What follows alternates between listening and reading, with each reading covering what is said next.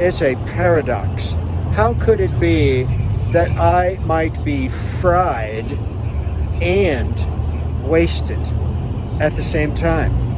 Fried because I couldn't possibly do more. Wasted because deep capabilities and passions I had aren't being tapped by what I am currently doing.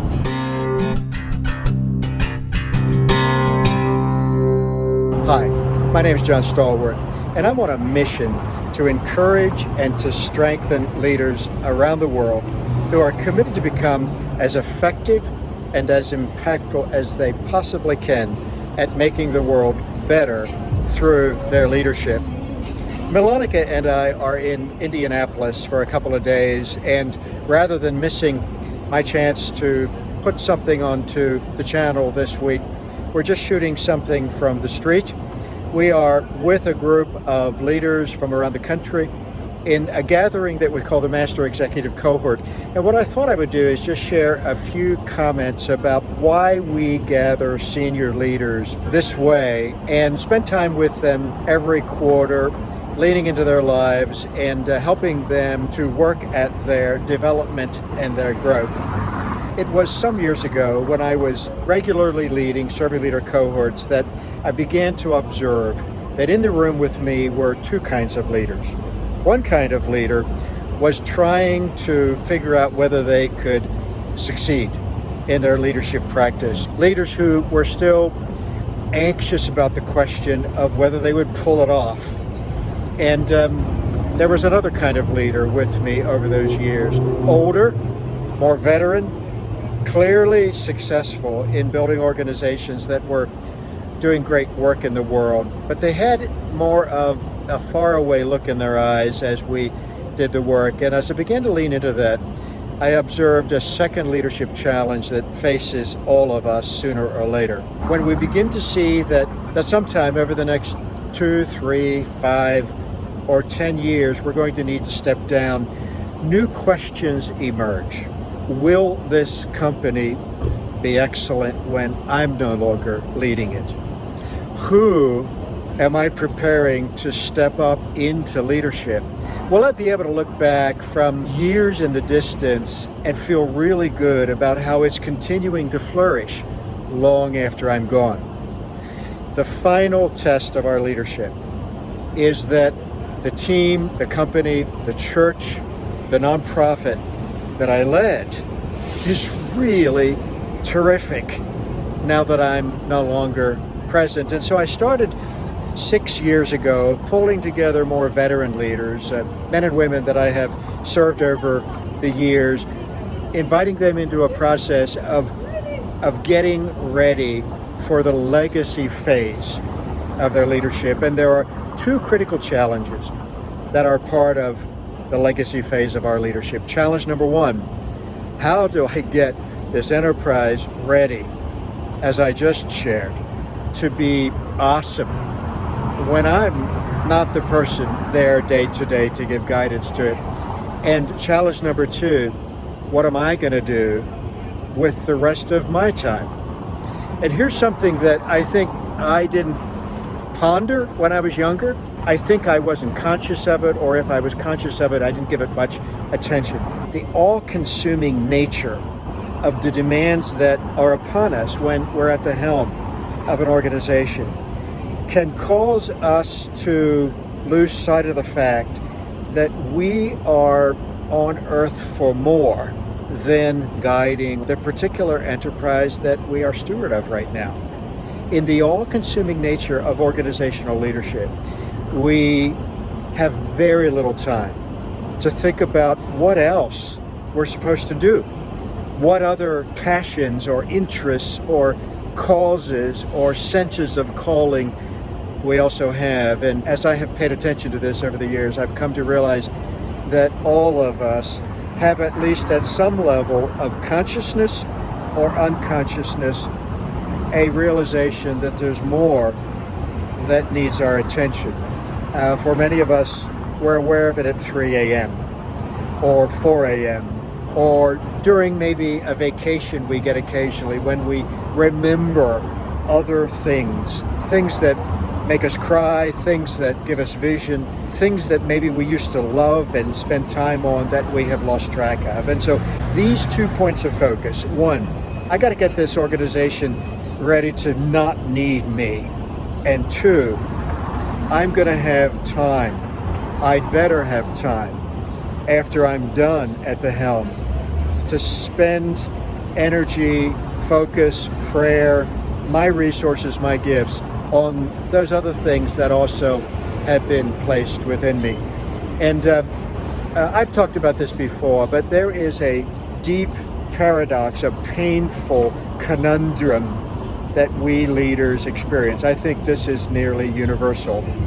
In the harness of all-consuming, all-encompassing organizational leadership, where we have the P&L on us, and we have payroll, and we have growth challenges, and many other things that are whopping on us day and night, we find that we are terribly overextended and tragically underutilized. It's a paradox. How could it be that I might be fried and wasted at the same time? Fried because I couldn't possibly do more.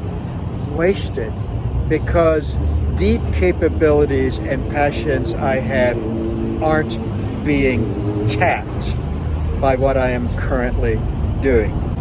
And so we just spent a day and a half with the most beautiful group of older leaders who, with a lot of grace and humor and truth-telling, are right in the middle of that conundrum, looking at strategies, at steps, at planning mechanisms, and building a community of support around it to make sure that we're laying the groundwork for an organization that's going to be fantastic without us, and beginning to let our imagination reawaken to what is still in front of us to do, even after this current thing that defines us. I have watched so many tragedies in this space.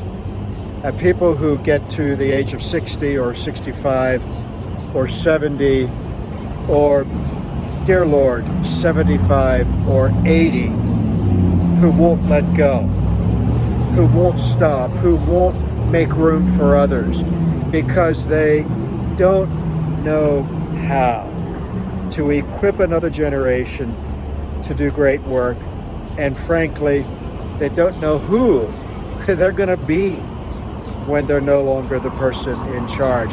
I have known so many leaders who do finally lay down the helm and then face a kind of wilderness of uncertainty because they've never spent any time wondering, but who am I really when I'm not the boss? Who am I actually when I'm not the CEO? One man I worked with years ago said to me, I could not believe it. Within a day of leaving the helm of the company I had led for 25 years, my phone stopped ringing because he didn't realize that all his friends, all the people who reached out to him and who expressed such affection for him and in many ways, told him that he mattered, were really connected to his position more than they were connected to him. And he started from almost zero because he hadn't given time and attention. It is precious to me to understand the deep worth and value of the human person, not because they hold a position, not because they have a title, not because they have a certain reputation, but because they have been crafted by God to matter as a person in the world. And it has been a privilege for me to especially walk alongside human beings who have been in significant roles of leadership to help them finish their work so that the day comes when really they are not essential any longer. What a liberty, what a triumph. And to help them remember the larger arc of their life, that that God has given to them, and that causes them to be of worth quite apart from the role and the position that they have occupied for so long. My reason for sharing this with you is I suspect you understand 100% of what I have just expressed. I suspect you know what it's like to be fried and wasted, overextended and underutilized. And you might not remember that these pain points that you're experiencing place you into the company of many, many wonderful men and women. And I want you to know that if these are quiet or private pains you suffer, or 3 a.m. qualms that you face, you're in fantastic company. The conditions that have created that difficulty are not your fault. And there are tools, and there are helps, and there are pieces of wisdom that can bring you through this to the real purpose of your life, which is to express the worth of your being as a man or a woman created by God to serve others and to live in gratitude and to let your resources, let your light shine so that others can be also encouraged by you. Would you do me a favor and put a like on this video? It really helps us with YouTube. Would you subscribe, please? And as I'm in my home office making these videos from week to week, or on the road capturing a few minutes, you get notification from us. And until next week, then, be encouraged about the great privilege that it is to be in the world, serving in your role with your title, but beyond your role as a human being made by God to make a difference.